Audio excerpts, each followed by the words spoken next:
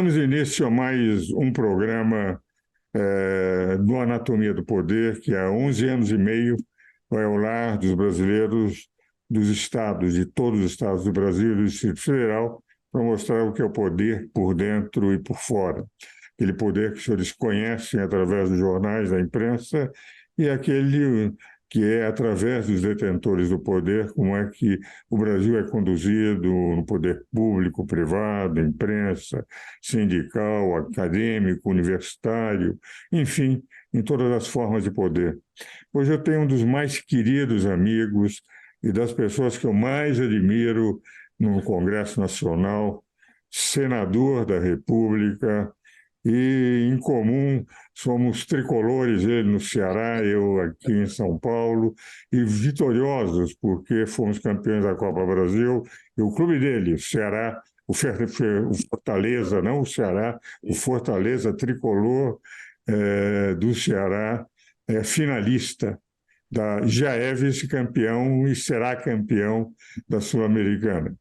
Então, o ex-presidente do Ceará, Fortaleza. eu sempre falo Ceará por causa do estado do Ceará, que ele representa. O estado do Ceará, mas o Fortaleza é que nós vamos falar sobre a vida, concepção, direito à vida, um direito sagrado desde a concepção.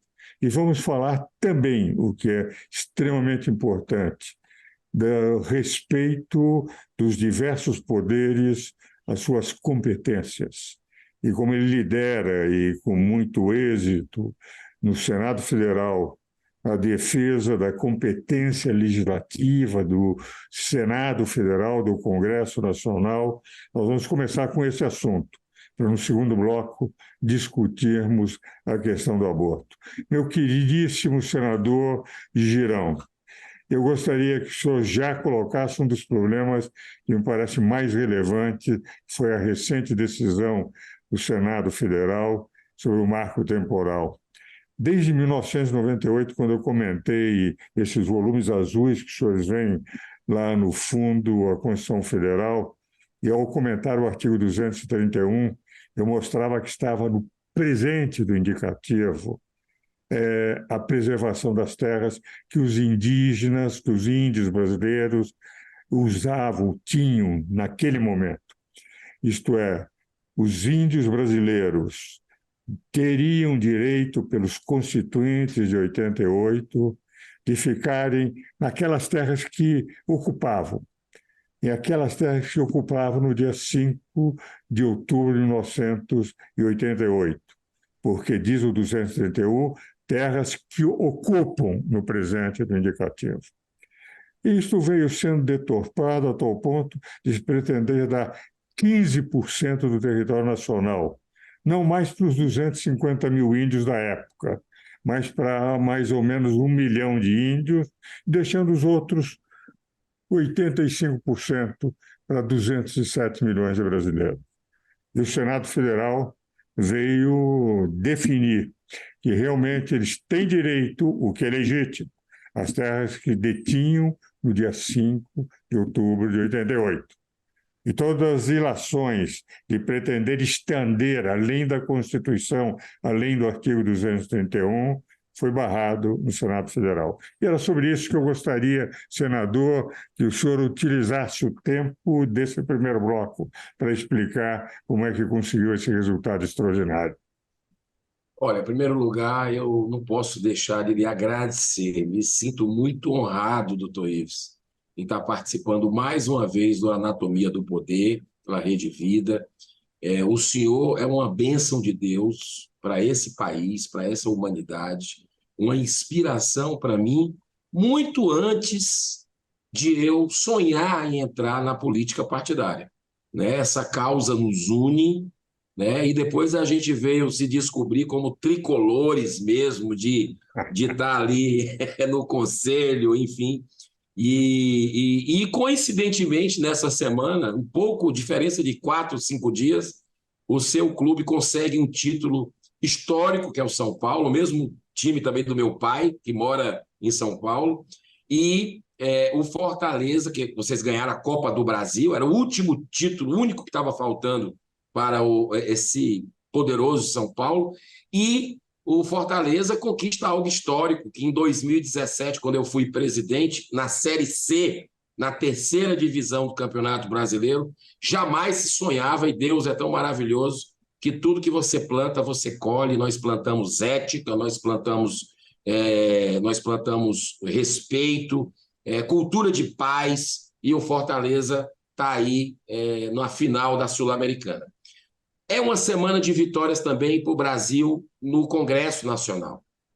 Finalmente, o Senado da República, a Casa Revisora da República, se levanta perante a nação, depois de ser vilipendiada em muitas matérias, né, numa usurpação das prerrogativas do Legislativo pelo Judiciário, pelo Supremo Tribunal Federal. Então, é uma demanda da sociedade crescente que o Senado cumpra seu dever, né, e inclusive, para o equilíbrio verdadeiro e a independência entre os poderes, para não ficar um poder esmagando os demais.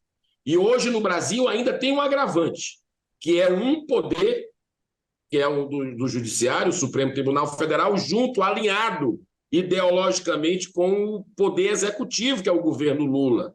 E o Congresso, se não se levantasse, nesse momento, poderia entregar a chave, porque manda a gente para casa, não vamos ficar pagando o salário da gente, essa estrutura, estou falando com vocês aqui, do Senado Federal, a 50 metros do plenário do Senado Federal, e não estava adiantando nada o trabalho da gente, porque aqui, o que a gente votava aqui, como o caso das drogas, do porte de drogas, por exemplo, 2 vezes nós votamos no intervalo de 9 anos, com 2 presidentes diferentes, um foi o próprio Lula e o outro Bolsonaro, dizendo que a tolerância é zero o porte de drogas, tem que ser criminalizado qualquer porte de droga, e o STF tira da cartola, quer dar de manda-chuva em tudo e vai lá e julga um recurso extraordinário sobre o assunto. Então, o Senado se levanta, tem que estar de parabéns. Não é apenas o presidente Rodrigo Pacheco, sim, ele atendeu ao nosso clamor, mas, sobretudo, ao clamor da sociedade brasileira, né, que quer ver o Senado cumprindo o seu dever e é a única casa que pode fazer frente para o reequilíbrio entre os poderes. E o marco temporal foi a primeira pauta concreta que a gente pôde deliberar sobre o tema. Foi uma pressão enorme, né, porque o senhor sabe, vocês que estão assistindo, que grande parte da mídia tem já um lado definido, o governo Lula tem um lado definido e alguns ministros do STF também com um ativismo judicial fruto de um viés político-ideológico, né? Para mim, ele mais parece hoje um tribunal político, embora que é fundamental, acredito, para a democracia, o Supremo Tribunal Federal, mas a atitude, a conduta de alguns dos seus integrantes parece mais um parlamentar, né, que não recebeu um voto sequer da população e faz leis e toma as decisões sem o devido processo legal, sem respeitar a Constituição. E o Senado chega nesse momento e se levanta e diz, não, nós vamos tirar da gaveta algo que a Câmara dos Deputados votou há alguns meses, já estava, se eu não me engano, 3 meses, parado aqui dentro do Senado Federal, e nós conseguimos, com a boa vontade do presidente, a sensibilidade dele, a percepção, colocar em pauta tanto na comissão que estava, né, do meio ambiente, depois foi para a CCJ rapidamente, e para o plenário no mesmo dia. A gente teve que fazer uma obstrução, doutor Ives, paramos todas as votações na casa, não demos quórum para nada, né, e iríamos ficar assim, até que o Senado também se levantasse. Então foi um trabalho de dentro para fora, de fora para dentro da sociedade também, de forma respeitosa, pacífica, cobrando os seus parlamentares, e foi a fome com a vontade de comer. O Senado aprova o marco temporal. Eu acredito que agora a história vai ser diferente nessas outras pautas que eu falei, das drogas, do aborto, que nós vamos conversar no segundo bloco, e acho que tem muita coisa aí para a gente crescermos juntos aqui como Exato. parlamento brasileiro. E eu considero isso o mais importante, porque na organização dos poderes na Constituição, os artigos 44 a 135, por que o Constituinte pôs o Congresso Nacional, o Legislativo, em primeiro lugar? Porque no Congresso Nacional, no Legislativo, Senado e Câmara, nós temos a totalidade da representação política brasileira, isto é, situação e oposição. No Executivo, só temos a situação. E no Poder Judiciário, que é o último dos três poderes enunciado pelo Constituinte, é um poder técnico, não é político. E isso que o senhor disse é o que todos sentimos. Eu, que participei de audiências públicas durante a Constituinte e acompanhei o Bernardo e o Ulisses durante todo o tempo, eles me ligavam, o Ulisses chegou a assistir palestras minhas sobre parlamentarismo, e o Bernardo Cabral, até o último dia, ainda conversamos e ainda somos, eu no conselho dele no Rio de Janeiro, ele no meu conselho aqui em São Paulo, da FEComércio, da Confederação, nós sabíamos a importância que isso representava. Porque o que eles queriam? Como nós vimos de um sistema que havia um poder dominante, que não houvesse mais nenhum poder dominante, que os três poderes fossem harmônicos e independentes. Primeiro, o legislativo, que é o mais importante, porque tem situação e oposição. Segundo, o executivo, que administra o país. Terceiro, um poder técnico. E o que os senhores fizeram foi restabelecer a vontade do Constituinte de 88. Vamos agora ao nosso comercial e depois vamos continuar conversando, senador.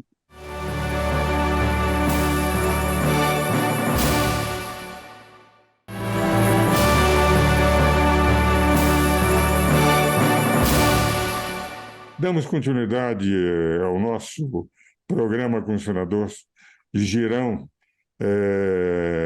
esse extraordinário senador que tem defendido as prerrogativas do Congresso Nacional como poucos. Na minha vida de 65 anos de advogado, de 59 anos de professor universitário, e ter acompanhado e convivido com os poderes legislativos desde o período do presidente Kubitschek até recentemente, inclusive aqueles períodos mais complicados, tenho pelo senador Girão uma admiração muito grande, porque o senador Girão representa aquilo que, quando eu fui presidente do Partido Libertador, o único partido parlamentarista do Brasil, aqui no São Paulo, de 62 a 64, o que nós defendíamos era a importância do poder legislativo, porque o parlamentarismo é uma exaltação do poder legislativo. E, como eu faço em todo o programa, senador, eu ofereço um livro. Vou lhe mandar, são os comentários a constituir o Código Tributário Nacional, feito por uma equipe dos meus professores, 41 professores, coordenado, evidentemente, muitos dispositivos eu mesmo comentei, para o amigo, porque, nada obstante todas as críticas ao sistema tributário, esse código prevalece desde 1967 e ainda rege o direito tributário brasileiro. Poxa, muito obrigado, doutor Isso. Nós vamos agora conversar sobre outro assunto delicado. Eu participei da decisão da Suprema Corte com uma amicus curiae com mais 140 professores universitários do mundo inteiro. Eles nos admitiram uma amicus curiae. A nossa tese prevaleceu quando dissemos que em muitas constituições do mundo há expressa menção de que a vida começa na concepção. Nenhuma constituição do mundo diz que tem a mulher o direito de fazer o aborto, de eliminar o feto no seu ventre. E isto serviu como base de apoio ao Estado do Mississippi, e a decisão da Suprema Corte americana foi nesse sentido. Isso não é matéria constitucional, Isso é matéria que cada Estado pode decidir pelos seus próprios tribunais e pelo poder legislativo de cada Estado. E eu tenho certeza, por exemplo, quando a Academia de Ciências do Vaticano, ela, no começo do século, fez um conclave para ver cientificamente como começava a vida humana, eles chegaram à conclusão que começava na concepção. Naquela oportunidade, os 80 membros da comissão, da Academia de Ciências do Vaticano tinha 29 prêmios Nobel, senador. Dos 80 acadêmicos, 29 eram prêmios Nobel. E todos concordaram que a vida começava na concepção. Então, dizer que o aborto não é nada, é um direito da mulher de matar seres humanos, não se pode matar tartaruga, mas pode-se matar seres humanos. A tartaruga vale mais para muitos daqueles que defendem o aborto do que um ser humano, é evidente algo que, enfim, como um professor e, ao mesmo tempo, pertencendo à Academia Brasileira de Filosofia, como aquele que estuda filosofia desde os bancos acadêmicos, é algo que me violenta. E eu sei que o senhor também tem a mesma posição. E agora é o senhor que tem a palavra e não eu na defesa daquilo que eu tenho feito como advogado perante os tribunais. Advogado e um grande professor, né? Porque o movimento pró-vida do Brasil, doutor Ives Ganda, tem o senhor como uma referência, né, nessa causa, que para mim, e olha aqui, graças a pioneiros como o senhor, idealistas, é a causa das causas.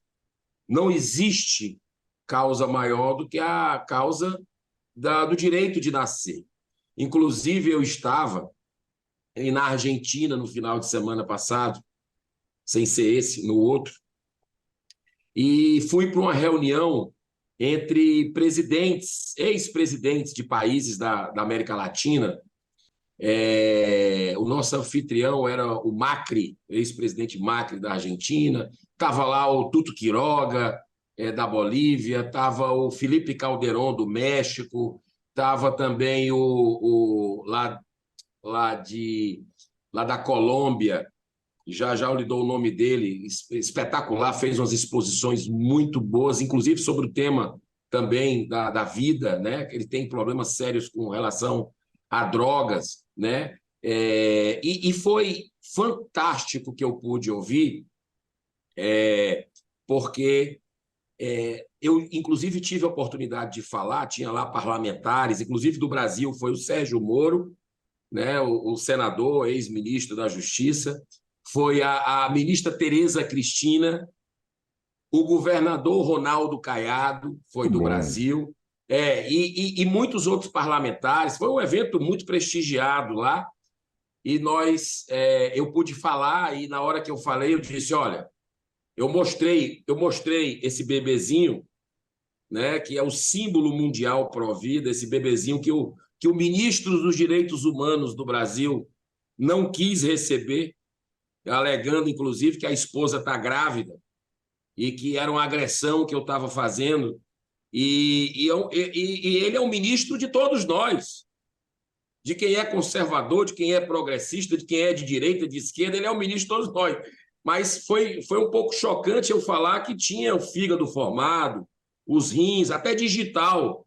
Tem essa criança de 11 semanas de gestação, que agora o Supremo Tribunal Federal, através da DPF 442, contra a vontade do Congresso Nacional, que já deliberou várias vezes sobre esse tema na história, derrotando projetos de lei que tentavam legalizar o aborto, desse tamanhozinho aqui, com 11 semanas também, mas eu falei que, olha, nós estamos aqui num evento, o evento era sobre liberdade e democracia. E aí eu disse, olha, nós estamos vivendo um momento no Brasil que não é de democracia, a democracia nossa está em frangalhos, falei dos presos políticos, falei de jornalistas com passaporte retido, com conta bancária bloqueada, com rede social sem poder usar, falei de empreendedores como Luciano Hang, que foi, inclusive, tiraram mais de 10 milhões de seguidores que ele tinha nas redes, né, de uma forma arbitrária, e tantos outros. vítimas de um sistema de revanche, de vingança implacável que a gente está vendo no Brasil. E eu tive a oportunidade de dizer, estamos falando de liberdade e democracia. Liberdade começa aqui, para nascer, para poder nascer. E aí o pessoal olhando, que é um assunto que geralmente não entra muito nessas pautas, e eu tive a bênção de defender e alertar para o mundo, e eu vou fazer isso, viu, doutor Ives?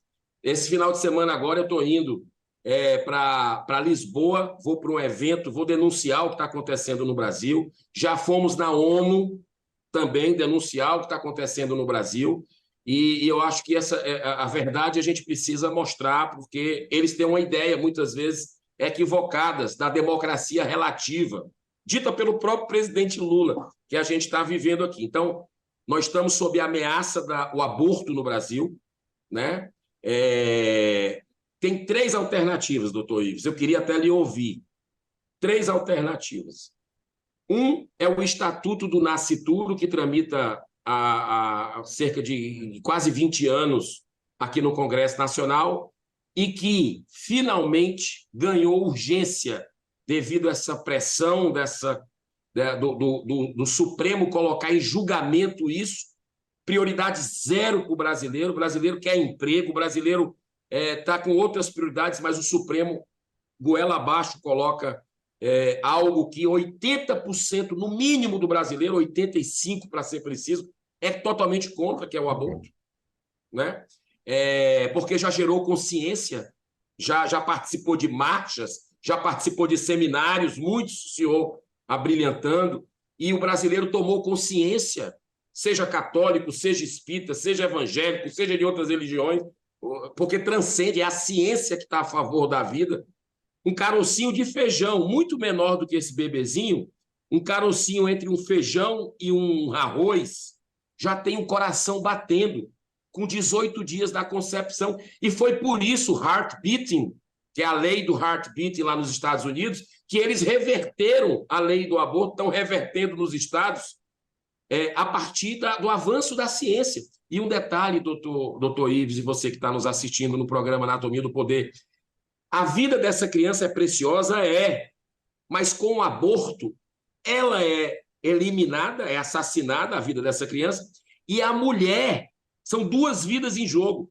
A mulher que pratica o aborto fica com consequências, com sequelas emocionais, físicas, mentais, sem falar nas espirituais, para o resto da existência, né? Ela fica com a tendência maior à depressão, à síndrome do pânico, a envolvimento com álcool e drogas e suicídio, que é a grande pandemia do momento. Então, são 2 vidas completamente devastadas, né? E a gente precisa dar voz, porque essas crianças elas não têm...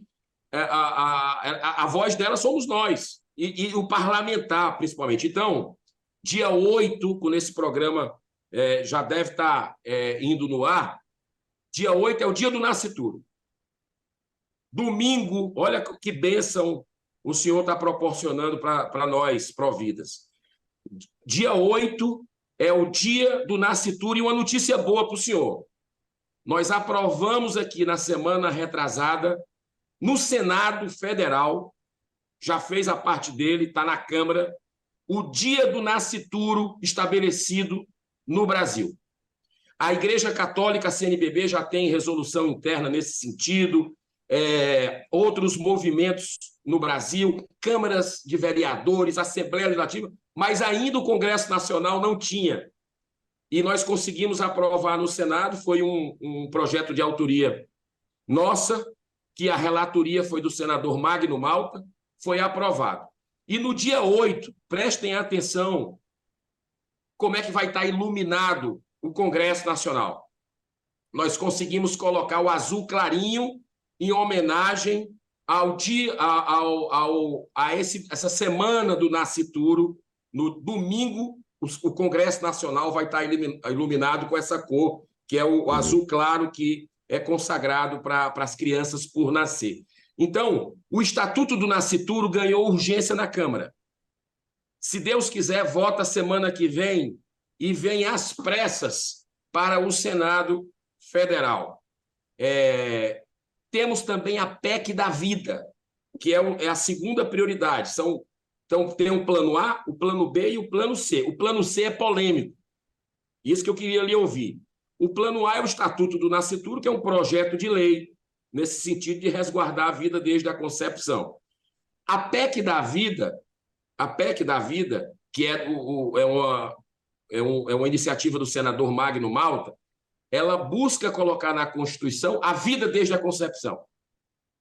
Só que aí, talvez a gente não tenha vamos dizer, porque não tem como a gente excluir de lá a questão do estupro na Constituição, a questão do anencéfalo, que o Supremo julgou sobre isso, né? Na verdade, legislou sobre isso, e também a questão do risco de vida da mãe. Então, é uma PEC que a gente talvez não tenha o apoio necessário para aprovar sem essas exceções, que não ficaria bem colocar isso na Constituição, as exceções. E o terceiro, doutor Ives, que é um pouco polêmico, é um plebiscito. Um plebiscito sobre o tema, sabendo que 85% no mínimo da população brasileira é contra, mas tem uma questão ética envolvida, porque a vida é inalienável, né? Então, inviolável. Inviolável. Você não tem como, numa questão tão profunda, legislar, por exemplo, se eu vou colocar nas mãos da população se eu devo morrer ou devo viver, né? Então, é algo um pouco, mas é um botão de emergência. Esse é um botão de emergência, caso o Supremo resolva fazer essa loucura de continuar um julgamento desse, tiver risco. Isso é um botão de emergência, porque a gente sabe que as igrejas, que os movimentos vão defender, de qualquer maneira, vão para as ruas nesse país. Só para lhe ouvir, eu quero dar um informe. Dia 8, no dia do Nascituro, quando esse programa está indo para o ar, dia 8, nós vamos ter mobilizações em várias capitais do Brasil pela vida contra o aborto, nas ruas, é o povo brasileiro voltando nas ruas, e dia 12 também. Dia 12 de outubro, o brasileiro está voltando às ruas pela vida contra o aborto. Meu caro senador, olha, parabéns por todo o trabalho que tem feito. Tem aquele quadro que eu recebi do senhor com o feto também por mim segurado, está na entrada do escritório. Esse programa está indo ao ar no próprio dia do Nascituro, dia 8, e nós vamos fazer novos programas para discutir, inclusive, a importância do plebiscito, que, do ponto de vista de opinião, é para mostrar que o povo brasileiro é contra o aborto.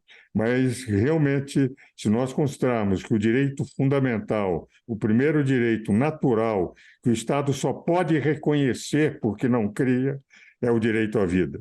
Meu caro senador, muito obrigado por sua participação no programa e espero ter em novos programas no futuro. Aquele abraço, senhores telespectadores. Espero novamente e ter um novo senador aqui conosco em qualquer outro dia, qualquer outro programa, e no próximo domingo também, porque estaremos discutindo outros temas de igual relevância.